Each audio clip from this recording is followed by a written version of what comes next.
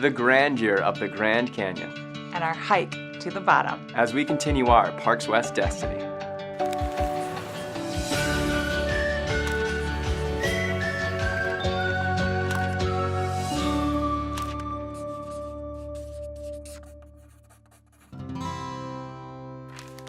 In 1908, President Teddy Roosevelt set aside 806,400 acres as the Grand Canyon National Monument. It's 277 miles long, 10 miles wide, and a mile deep. However, on foot, it takes a lot more than just a mile to get to the bottom, but that's precisely what we set out to do. At precisely the wrong time. After a long previous day, we took some time that morning to sleep in, have a solid breakfast, and make sure we were properly packed for 48 hours in the Grand Canyon. Now that, though, put us behind schedule, so we didn't begin our descent into the Grand Canyon until about 10 a.m. And when do all the warning signs say not to hike in the Grand Canyon?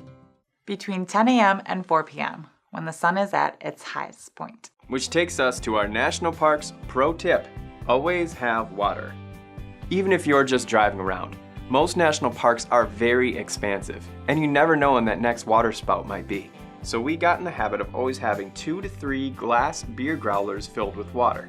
And we went with glass because this water was going to sit in a hot car most of the time, and we didn't want to mess with the potential harms of heated plastic. But when it comes to getting out on your feet, any container you can easily carry will do. Whether it's a short hike or a long hike, it is an absolute must to have some sort of hydration. The South Kaibab Trail, which we were taking to the canyon floor, didn't have any water stops, so our water supply consisted of a 32-ounce canteen, 2 16-ounce water bottles, and 2 100-ounce Camelback bladders. So we felt sufficiently prepared to take on this 7-mile hike to the bottom. The descent is mostly multiple series of switchbacks. The first set ending about a mile in at Ooh-Ah Point. This is a great spot for those who are visiting the canyon and weren't planning on a full day hike but want to get into the canyon a little bit. And getting into the canyon, at least enough to see below the rim, gives you a whole different perspective on the color and the layer upon layer of rock. Or, as John Muir puts it, a grand geological library. About another mile in, we pulled off the trail to allow a mule party through. We came to find out those mules take that journey every day, and we'll tell you why in a later episode. Our fellow hikers became more scarce the further into the canyon we went, until eventually it was just us, the trail, and the sun. Hey, you guys! The further you are from the rim of the canyon, the less wind.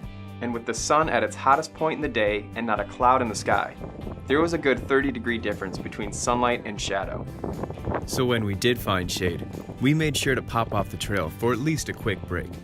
And the heat is extremely dry, so much that your body doesn't produce a lot of sweat, which at first we attributed to the beginnings of heat exhaustion, yet we weren't showing any other symptoms.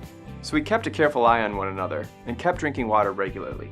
The rule is if you find yourself thirsty, it's kind of already too late, so you need to keep drinking water regularly throughout your entire hike, which we did. But there's one thing we probably could have done better, and that was to implement more salt or sodium into our intake. Now there's a couple of different factors that are going to depend on how much sodium you should actually take. Those factors are the climate, individual needs of the person, and the level of exertion you plan to have on that hike.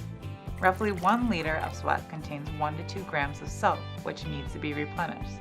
So carrying things such as sports drinks or salty snacks like nuts and pretzels can help.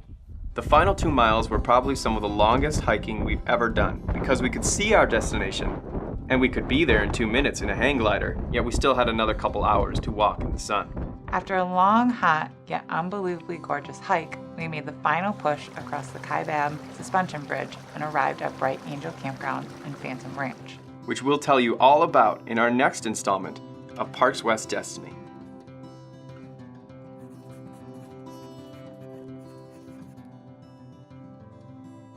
Thanks for joining us down the hot, dusty South Kaibab Trail. Be sure to subscribe so you don't miss the next moment of our journey. If you missed the last episode, you can click the video over here. And make sure that you don't miss our next episode where we'll show you images of the night sky from the floor of the Grand Canyon. But until then, make sure that you get out there and explore by taking the scenic route.